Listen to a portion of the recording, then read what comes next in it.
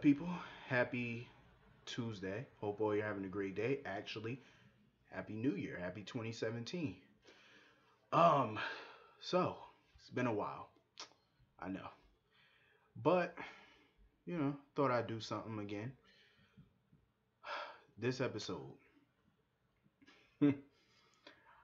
I can't say that it was okay. Let me put it like this. This episode was, in the words of the late great Joe Moscalo, aka Stefano Demira, predictable to the very end. That's what this was. Because a lot of the shit that happened, I didn't even have to read a spoiler to see this shit happen. And from what I heard, um, a lot of people were saying in the spoilers that this just may happen. And then now when the episode unfolds, it's happening. So let me get down to it. Julian and Alexis. I I hate seeing Alexis like this.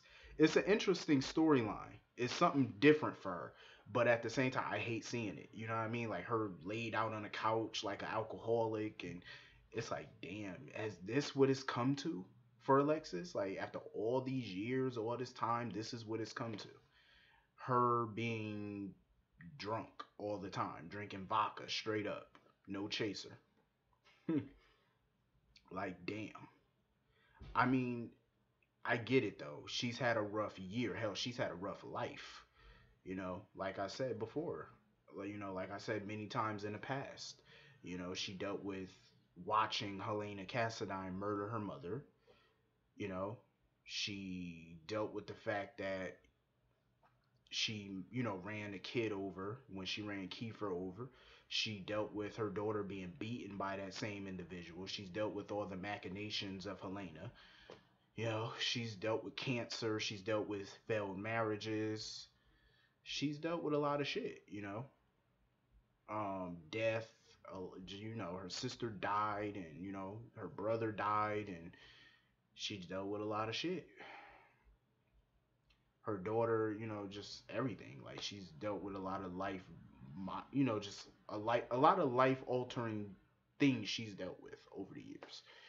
And this year, I mean, last year, she dealt, with her husband and his issues, and it was crazy because at the beginning of 2016, Alexis, her life was on cloud nine. I mean, at the beginning of the year, she was getting ready to marry Julian. Her career was at a high.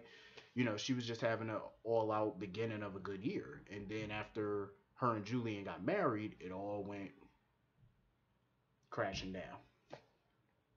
All went crashing down. All went to hell in a handbasket. Her husband tried to kill her. She was suspended from the bar. And her law career defined her, and now she doesn't have that. So I can see why she turned to the bottle. And it's fucked up. Now she's being blackmailed by her husband into taking care of him. It's just like the blows just don't stop coming.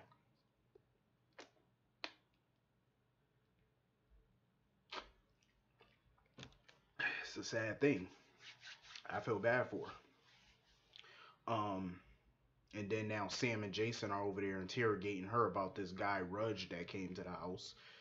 And of course she fed them some little BS or whatever because she don't want them to know that Julian's staying there, of course, because she feels like her kids would never forgive her if she allowed the man that tried to kill her to stay with her.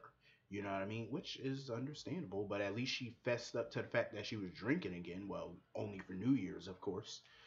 Um, but I hate seeing Alexis like this. I hope in 2017 we see her pulled out of the gutter. But what I hated was, and this is what I meant in the beginning when I said predictable, because she was at the bar where she initially met Tom Baker. And the bartender told her how she got kicked out of there before.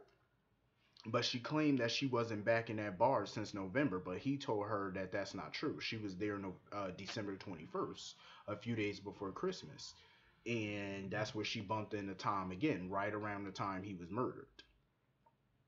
So when I say predictable, I mean it's predictable in a sense where Franco is gonna start suspecting that maybe Alexis is the one who killed Tom Baker. She was the last one to see him that night. So, and it's impossible that Franco could have killed him because Franco was in his art studio unconscious with a dog collar around, well, with a shock collar around his neck. So it's kind of impossible that Franco killed him. But Alexis was the last one to see him. Now, here's my issue with this storyline. I hope like hell the writers are not going to sacrifice Alexis just to prop Franco.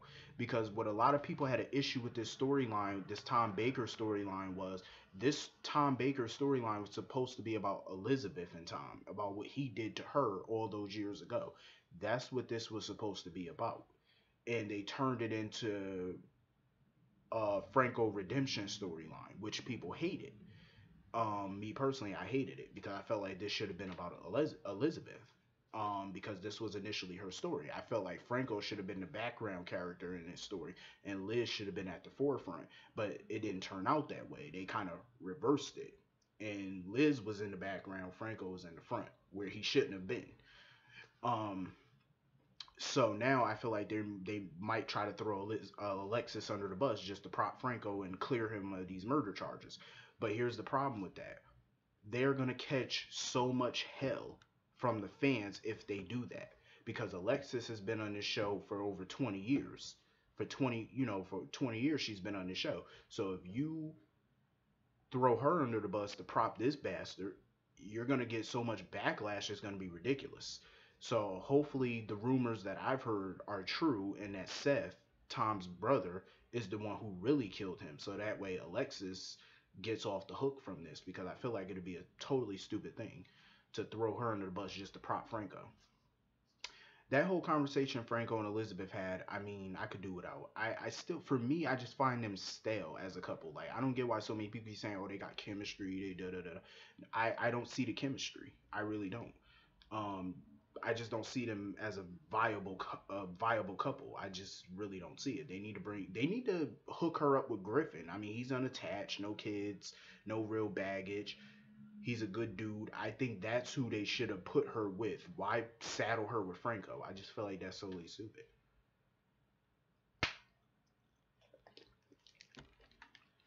I mean, I could kind of see it in a way because Elizabeth is a very flawed person. Like Helena Cassadine used to say, Elizabeth likes to play the role of the victim and the delicate flower and the innocent one, which she's not. She's a flawed person.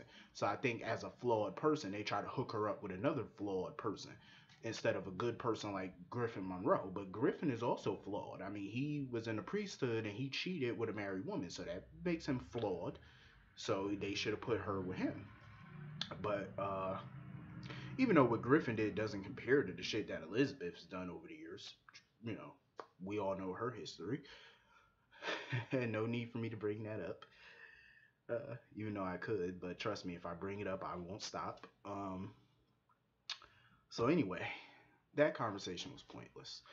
I can care less about them as a couple. To be perfectly honest with you, I could care less.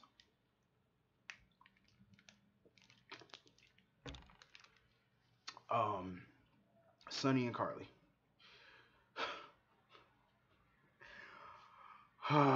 Sonny, and Carly. Carly and Sonny. That's really all I could say about the two of them. I just find myself not really giving a flying fuck about Sonny and Carly these days, and they were my favorites years ago.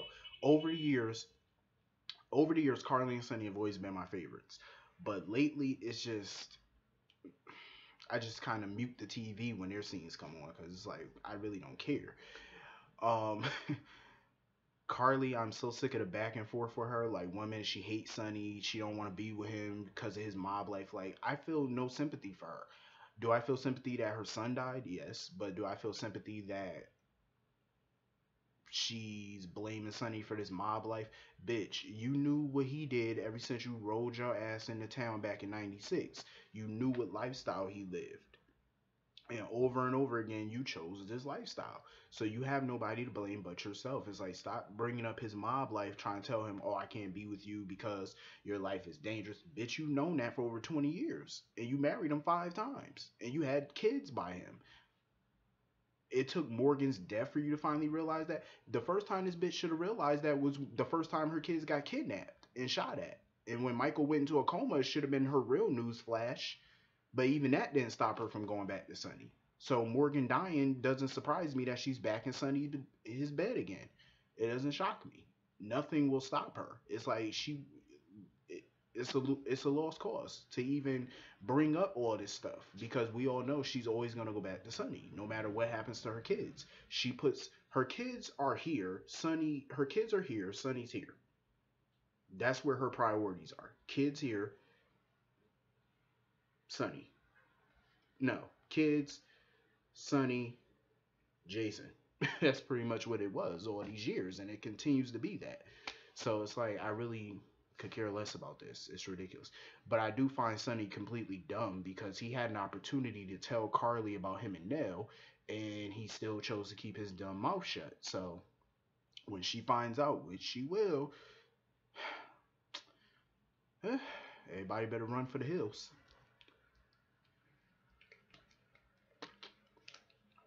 I just think at this point I'm over them as a couple. They should just get a divorce and keep it that way permanently because I just don't find them entertaining. I don't find them interesting. It's just the same conversation with Sonny and Carly every episode. It's like who cares? Um Lulu and Dante. You know I was a big Lulu and Dante fan as a couple. I liked them.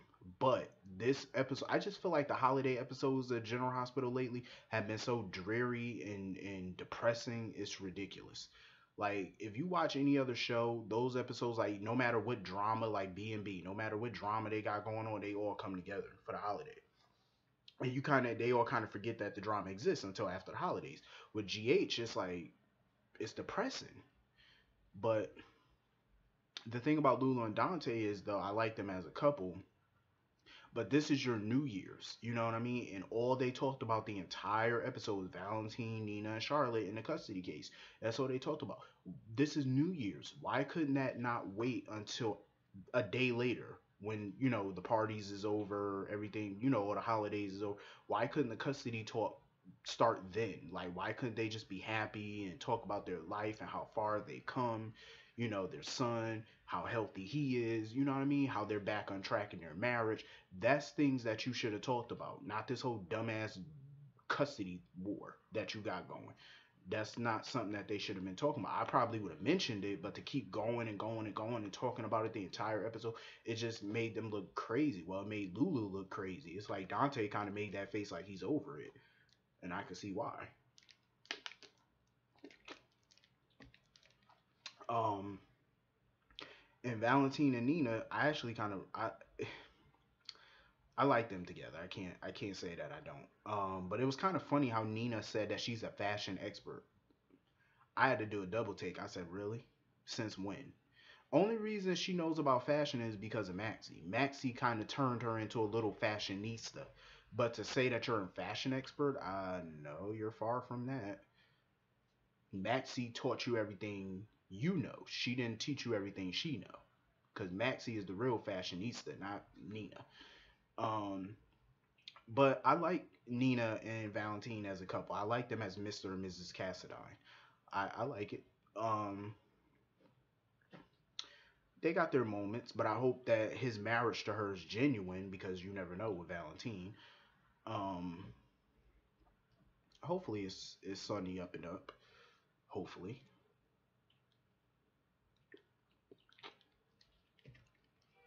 Um, so anyway, this episode was pretty predictable but good nonetheless. It was interesting, especially when Valentine told uh Dante and Lulu about the marriage, and of course she felt like they only got married for the custody, which is probably true in itself. It's probably true. Um, but it is what it is. If they got married for custody purposes, who cares? I don't see how it's gonna help him, especially with Nina's background. I really don't see how it's gonna help him. Um, but anyway, I hope all you have a great day. Happy New Year once again. I'll see you all tomorrow. Happy New Year.